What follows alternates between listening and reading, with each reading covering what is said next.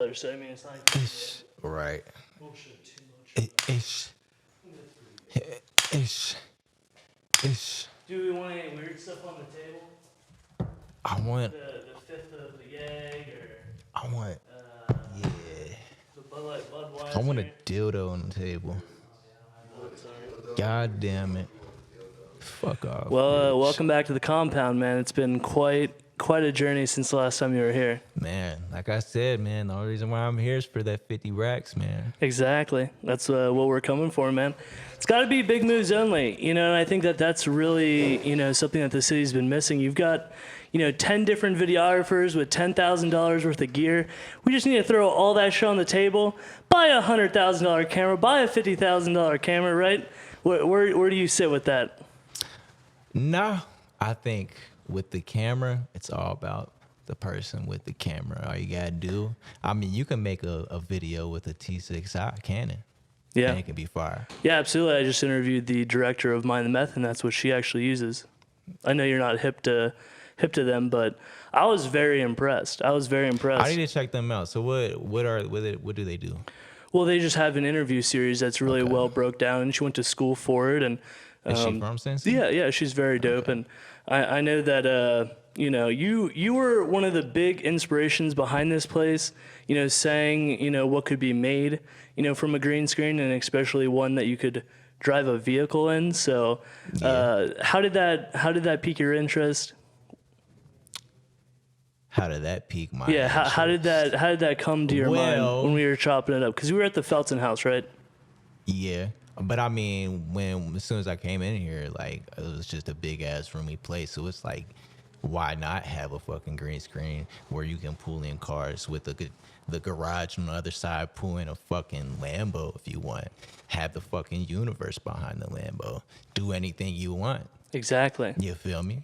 Exactly. So why fucking not? Have the right people with Why the right fucking not? animation skills. So what we're gonna have you do is go ahead and grab the clapper, introduce yourself, and we'll get into it.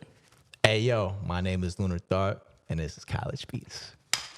Nice, man. Well, your payment will be in the mail for making that plug. Appreciate it. Thank you very much. So, I'm gonna get pretty cheesy with it because this is the first introduction that you have to College Beats, but we've been chopping it up for a while.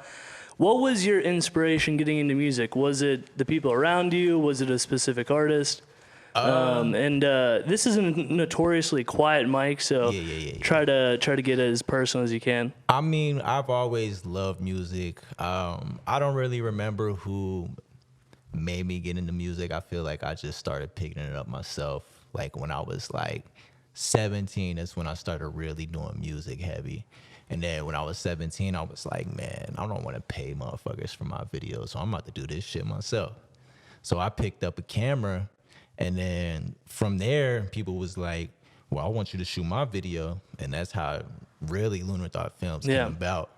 So that's Absolutely. really how it started coming, and then the journey began there. And where did the animation come in? The animation came in probably like 2 to 3 years into filming. So I've been filming for about 6-7 years now. So yeah, like 2 to 3 years in. What was I don't remember the my first video I did with. No, Teenage Wasteland. okay? Teenage Wasteland was my video. What was the biggest hurdle working with animations? It's very time consuming. That shit, bro. You gonna sit there on the computer. I mean, you gotta sit there frame by frame, like every little fucking movement. It's just very time consuming. But Yeah, cut out. Did you use the cut tool and then use the pen to trace around it, and then invert it, and then nah, you literally gotta draw that shit frame by frame. Okay. Unless you're doing Adobe Animate. Sure. Because Adobe Animate, you can do a whole Now bunch of you've shit. got a couple of your crew in the room. Who would you consider a part of your team? Every one of them. Well, Slump ain't here, but Zach Slump, Kennick Ray, Sage Sugati, whatever the fuck you want to call him, and Jesse the Spaceman. That is the Casual Crooks. That is the collective. Yeah, and I've been That is the watching gang. their vlogs and all that. Where did that get all inspired by? All the vlogs. I mean, just us wanting to have content for ourselves. You know that you gotta have content out there on the fucking internet. Sure, and that's a dope, dope plan. So do you know? And obviously we'll get to speak with them more about that. Let's hear more about Lunar Thought. How would you say that you got here? How would I say I got here?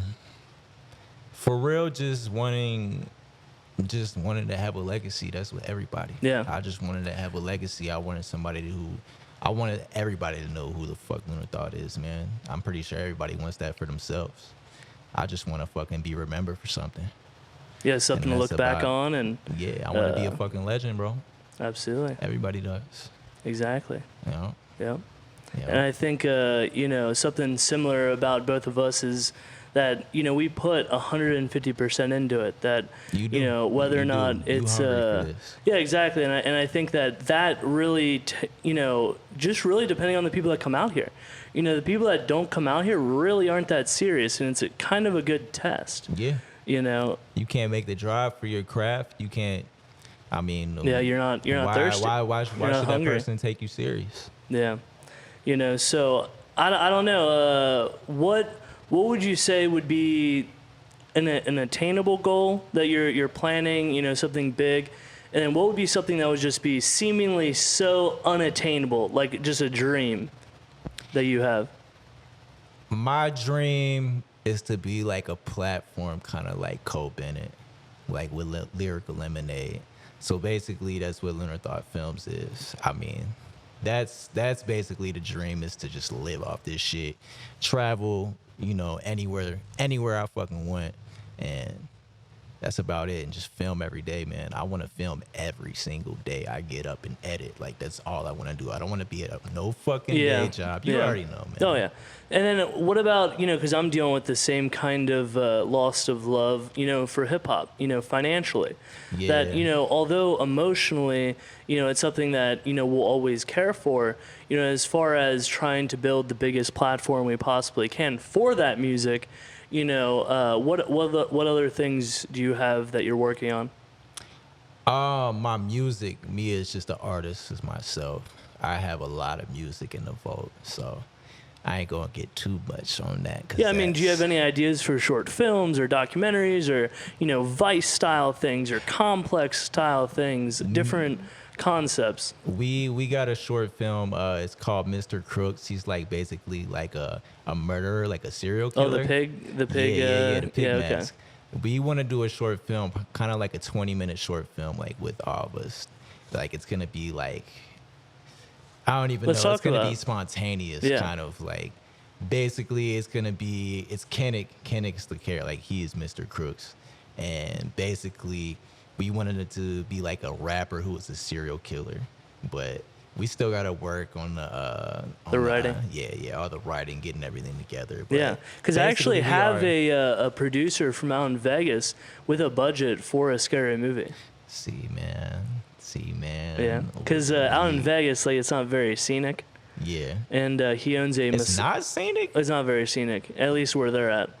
And you obviously have to drive out, some ways. Right. But I'm talking about, you don't have the Ohio type of creepy forest vibe, Right, what I'm thinking is like having it in the woods, then have LED lights on a drone, like one of those like heavy duty. You've seen them on YouTube with that 1,000-watt, and then you load them all up, like 4 or 6 of them, 8 propellers, and then you could like make the nighttime look daytime, right? Like through the trees. So that's like, if we could like have the entire movie kind of shot under those type of lighting, and we could somehow hit those. That'd be and then there's also a covered bridge down the road as well, which would be kind of sketchy. But I think I passed an abandoned house on the way here. There you go. On the highway that your fucking street's on, bro. Yeah. Fire. Yeah, golf course over there. Fire. Yeah. Oh, that shit's fire. Creek. Some like creepy creek stuff with like haze machines and stuff. That'd be fire. That we have a haze machine, like one of those like 4D ones that's like $350, $400 haze machine. So we got that as well.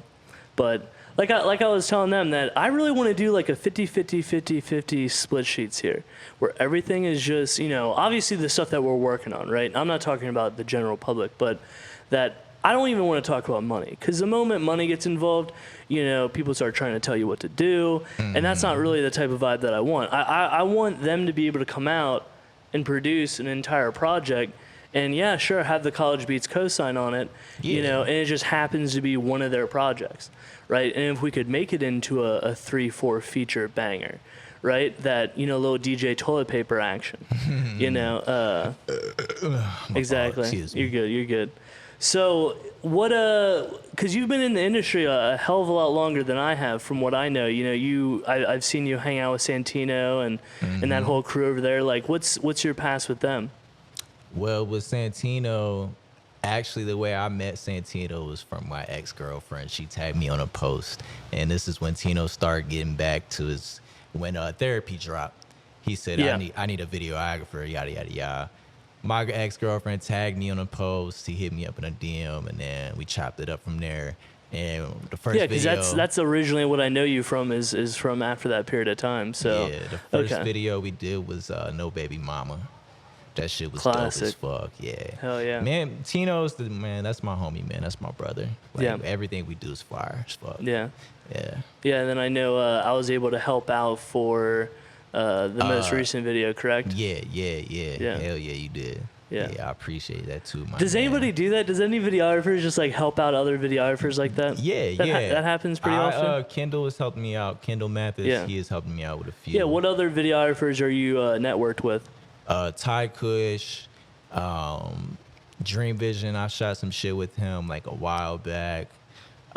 Turtle Movie. He's out in LA. Tyler Turtle. Sure. Who else have I shot with?